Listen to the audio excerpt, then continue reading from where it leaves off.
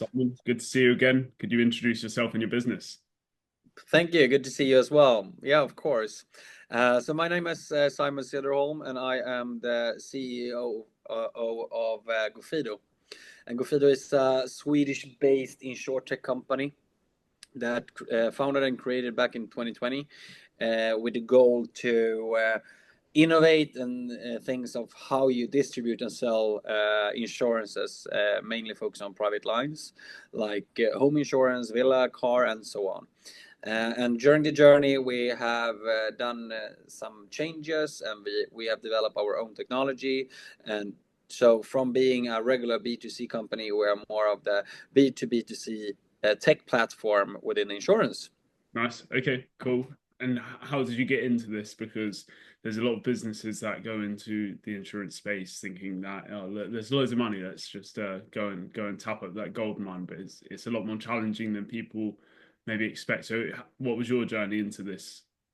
My background is that I'm a serial entrepreneur, starting a couple of businesses, and 2 years ago I got the question to become the CEO of GoFido, and what I saw was both a challenge, of course. I want to develop the things of or how we actually distribute and sell insurances. That was my personal perspective.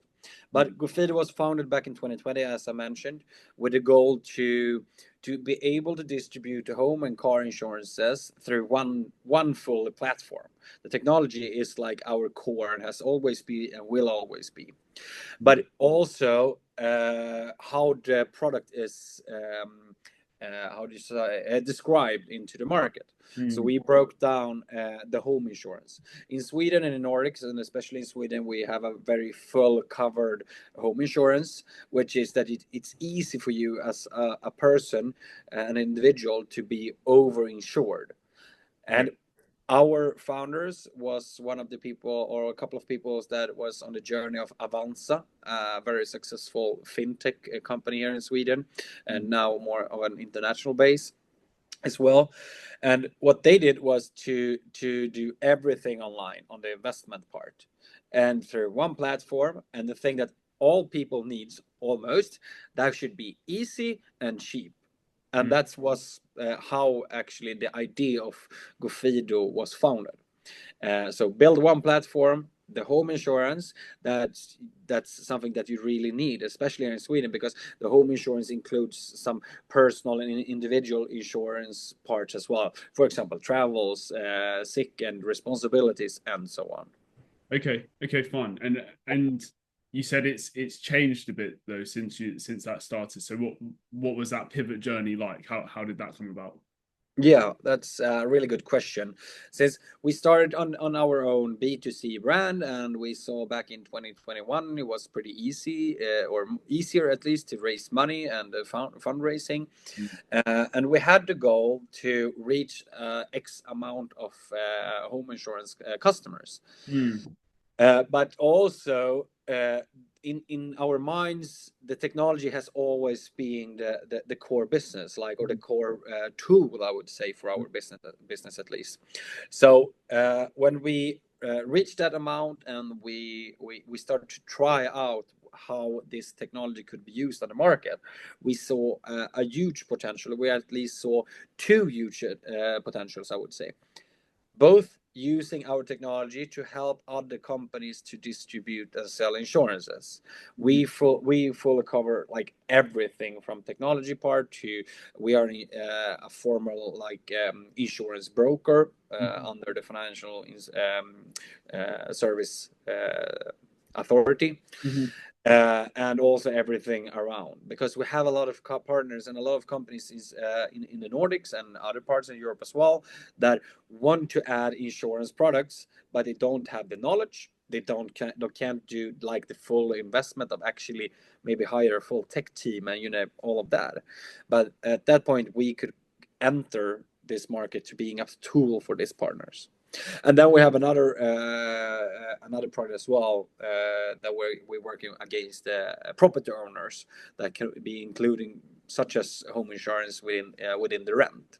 So we reached an amount of end customers. We tried to see the potential of the technology. We really found a sweet spot in the market. And 2 years back in the time when I entered as the CEO, my goal was to how can we raise this company based on the B2B, and there we found a B2B2C platform as we are using and selling and doing partnership together with today. Nice. Okay. And how has that changed of the channels that you have gone about to generate more clients, to generate more users? So I imagine in the B2C side of things, is it a lot of adverts and paid adverts and social media maybe to get in front of people? What does the approach look like now to get in front of these B2B deals? That's an amazing question. As I mentioned to you before we started to record this, I was on another podcast this morning when we were talking about the changes on how you actually work with sales, B2C compared to B2B. And I would say like GoFido's core has always been build a relationship with your clients and your customers. It doesn't really matter if it's a B2B or a B2C. Yeah, of course, our budgets are looking different today than it did before. Of course, as you mentioned, the marketing is not the same as it was before. We are not focusing on Google ads, for example, as we did before. But still, like the core of what we do is building relationship with end customers, and we do that as a tool for our partners today. But our sales is more focusing on building a relationship with our partners.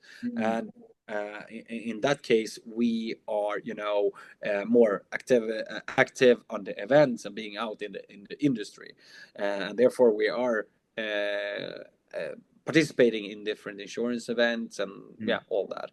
So we're working more of a regular or more basic B2B sales journey now. And do you think that you hit, when doing the B2B2C journey to grow the business, a limitation that I've seen with a few businesses is that there's a capacity of how many relationships you can manage, and obviously the way to fix that is by hiring more team members that can manage those relationships. But have you seen that as a diminishing return if you just kept signing more B2B to see deals, but then not actually not having enough people to service them? Do you start getting less? I think if I rephrase my question, is there a sweet spot for you of the amount of B2B2C clients? That's a good question, and I would say that's one of the threats on the SWOT analysis. How can you grow the business? And of course, we need to grow by our sales team to continue to sell and create relationships with the business, with the industries and the companies in the industries, of course. But I would say if we look into the insurance industry, we're having a mindset of being very old of how we do things. Me myself, I built a previous sales company where we actually can build a relationship more online and more being more efficient when building a relationship. And that's something I bring into the GoFido structure and the GoFido team as well. But through our platform, we can also manage more partnerships. And it's another way of doing new sales to create a relationship with that, or continue your relationship when they already are a partner with you. So that's only focusing on new relationships and new sales. Of course, that's one amount. But then when you have a couple of relationship and partners, then you can have a couple of more. But it's another way, of course. So that's how the future will look like. We need to create a bigger sales team and grow that. And that's something I'm looking forward to. Yeah, nice. Okay. And how do you split that? Because I've seen a real range. So some people will have the salespeople are just focused into one industry, and then when they sign the clients, they then also manage the relationship. Some have separate sales team that don't have a set industry, but they just go out and create the introductions, and then you have account managers. What does your organization look like? That's also an even better question, because we are at that phase at the moment, or how we would like to grow. We are still like a startup, and starting to become maybe more of a scale up company in a couple of months, hopefully. And I would say that at least in the Nordics, it's so much about the personal and the individual relationship to the other clients and the partners. And therefore, I think and believe, as a start, we need to grow with a couple of salespeople that actually take it from start till the end, basically. And when you have that set, then it's easier to actually grow with more of a people that doing more of new sales, and then handing it over to more of a key account or something. But me, on the individual level, I like the full, from the beginning to the goal, to actually create that and create that teamwork together with the client. But I would say how it looked like now, we have you are doing from the start till the end, but in the middle we add on, more of a technical salesperson and a product manager to actually manage everything. But you are, as a salesperson, you are from the start until the agreement, and then you have your touch points to actually continue the relationship. Yeah, nice. So it's that one point of contact throughout the whole process that boosts conversions all the way through. It can be more expensive for organizations to have that set up, but I definitely think it has a positive knock-on effect in that way. Do you, with the salespeople, are they going out to the market and saying, let's speak to anyone we can get, anyone we can speak to, or are they saying, actually, these are the 50, 100 businesses that I want to have conversations with this year, and if I do that, then I will get this many clients off the back of it, and so on? Or do you say, yeah, there's 10,000 businesses in this industry, let's just see who bites back? Sorry to interrupt. I'll let you get back to the podcast in a second. I just wanted to take a little bit of time and let you know that I have finally finished the sales performance meter.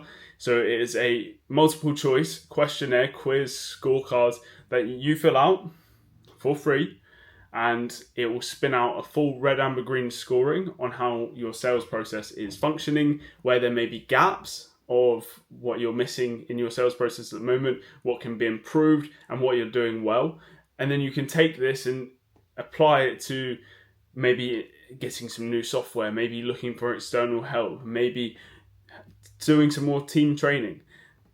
It's a really clever tool. I've had some good feedback already.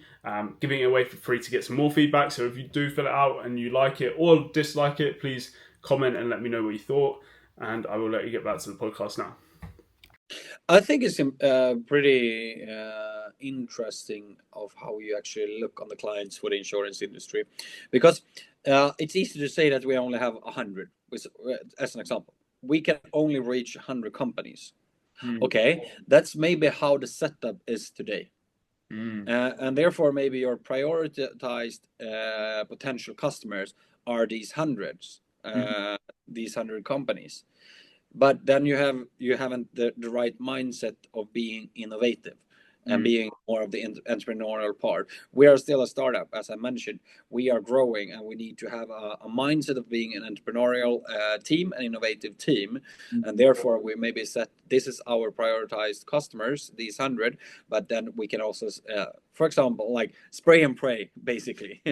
And when we do that, we see that, okay, this industry is nothing for us at the moment. They can maybe be more grown in 3 to 5 years. Okay, perfect. Then we can start a relationship and maybe meet each other once every 6 months or 12 months or what it could be. But you still have your core business group to face on at the first. So I would say, like, focusing on your core business group, of course, or your core target group, but don't set too high walls around you to not enter other industries and organizations as well. We had a really cool example actually 1.5 years ago. I did all the sales, and I was pretty frustrated that the target group I was facing, they were too slow. Okay. they didn't come to decision. Yeah. So one of our each and every month we have a 1 hour meeting, everyone in the team.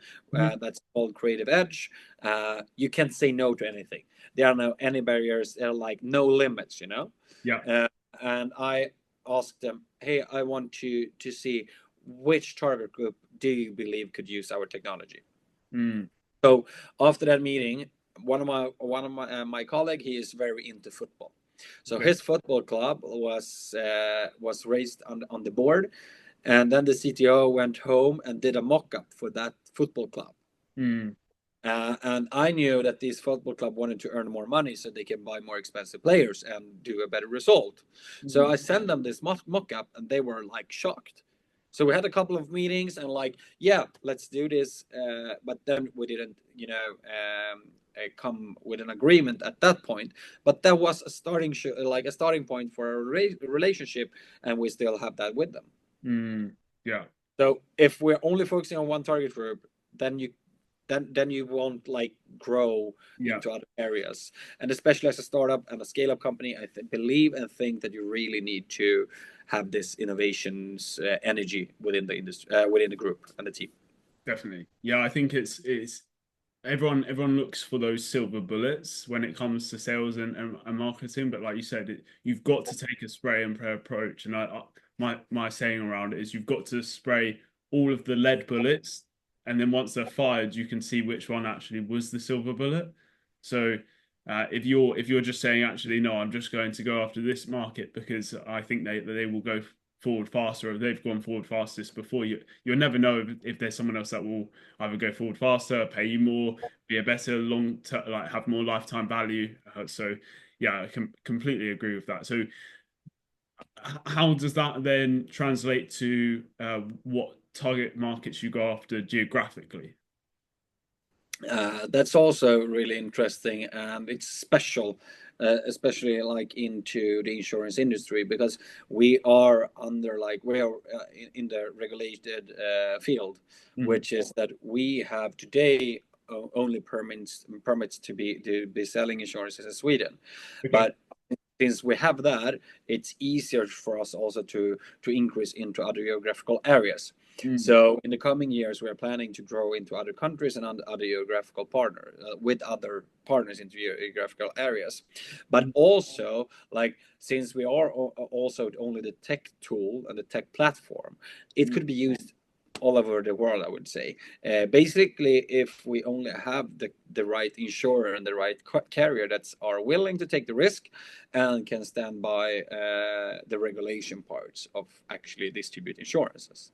Mm. Uh, so to answer your question, we are mainly in Sweden today.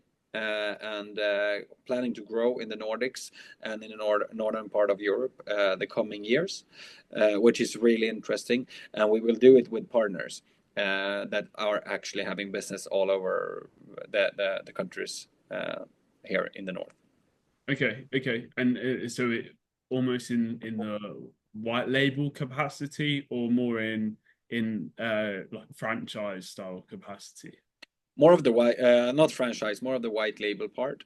So we do all the setup and all the sales and all the distribution and administration of doing it, and we are using it together with our partners, color and brand, and then we do all the support and then the tech parts. Okay. Okay, cool. Yeah. So if there's anyone listening that is wanting to maybe bring this sort of thing to their region, then to get in touch with you, definitely. So, um, what's your biggest challenge that you're facing at the moment, maybe on the sales side, but it could be about anything else in the business. What's your biggest mountain to climb? The biggest mountain to climb is actually to help these bigger discussions to come to the decision point. Mm. We have a couple of discussions and dialogues that we have had for 2 to 3 years, and they need to come to a point where they actually take the decision. Mm. Is this a focus area or not? Do they want to sell on private lines? Yes or no? uh, and we are there now in a couple of discussions, which is really, really fun. But how can we together make this sales funnel shorter, I would say. Yeah. It can take 3 years until next agreement, Yeah, definitely. Yeah, it's one of the biggest challenges that I see in the insurance space specifically, because it's such a traditional industry. But also then when just dealing with any large organizations, there's so many decision makers that need to sign off on different parts of the process. I was speaking to an Insurtech based out of America the other day, and they also found that one of the bottlenecks for these long sales cycles was that a lot of the organizations that they were working with wanted them to have a certain amount of time trading, so like 5 years, because because of their compliance approval process. So like stuff like that always becomes difficult. I've actually just made a document of 8 different businesses that have, so like Slack, DocuSign, like massive organizations. I've just made a document last week about how they all accelerated their sales cycles. So if anyone's listening that's also struggling with sales cycle lengths, like click the I'll put it in the first link in the description, and that will help. But I found a lot of there's so many different strategies that you can implement for the sales cycles, and I think it's very industry. It varies between different industries. So I'm curious to know what your thoughts are on speeding that up at the moment. What have you seen any tips or tricks that have sped that up for you? I think the most important part of that is to actually being brave to set deadlines, being brave to push, not being pushy on a rude way, or rather, you should rather be like, hey, I need a decision by this date. And when you push them and being straight to the partners you're talking with, I think they actually can be very kind to actually accept that. And sometimes they can't, but at that point, that, or they know that you maybe walk away and you will not be the same support back to them. So I think we have a deadline on that, or ask them, like, tell them the truth. We have had this discussion, or it's easy to that the discussion and the dialogue will take like up to 6 or 12 months, which is very very long for us, which is not the optimal, the perfect potential for us. In what way do you believe, like which standing points and touch points do you need to take the decision? We need to do this, and then we need to bring it to the board. Okay, when is the next board meeting? And then you can do that, and then after the board they will do a second round, and then they take the decision. Okay, so when is that decision making? Yeah, it's in 3 months. Okay, so in before that, what you need from me, what you need for us to actually make as good decision as possible. So I think being pretty honest and being brave, and also when it comes to sales, you can't be too needy. It's like a relationship. It's like dating. If you start to getting needy, then they will just run away, or basically it will be tougher for you at least to get the decision as you want. So give them time, but be honest and being straight. No, I like that. Yeah. So always, I'd say it's like always always be closing for some agreement. Like so you, okay, this is what I'm working to. Can we have something followed up by then? Can we have moved it along by then? And then also not being too needy, and not like needing the business, like actually not needing the business too much, where it comes across that you're so stuck on, if this deal doesn't close, then I'm not gonna get the commission and stuff like that. Like taking a step back and having a zoomed out approach. The customer will feel that you are that scared and stressed about the deal. And it's easy to fall back on that, terms. I remember in the beginning of this year, we had like one company, they were the only one that was saying yes, and I needed one business for the board and for the investors to actually show that we are growing, and that made that discussion really, really tough.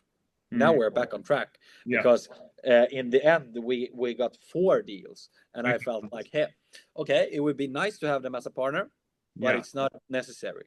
And that's the best position to be as a business, as a salesperson. Like, I've got other deals. If you don't go ahead, I'd like the business, but I don't need it. So no, definitely. Well, I'm looking forward to catching up in either 6 months or a year's time and seeing how you've managed to speed up these sales cycles even more. What are the plans, goals do you have for the year ahead?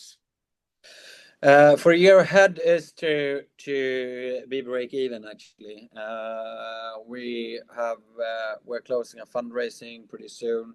Nice. That will be the last one for now on the strategy we have now. So for me and for the team is to close deals and to also onboarding deals that we have closed, because that's a phase that we're not used to. We have onboard a couple of them, but we have pretty big ones coming in the future, which is good, like high goals, because we want our partners to be as happy not only in the sales process, also onboarding and during the time they're using our technology.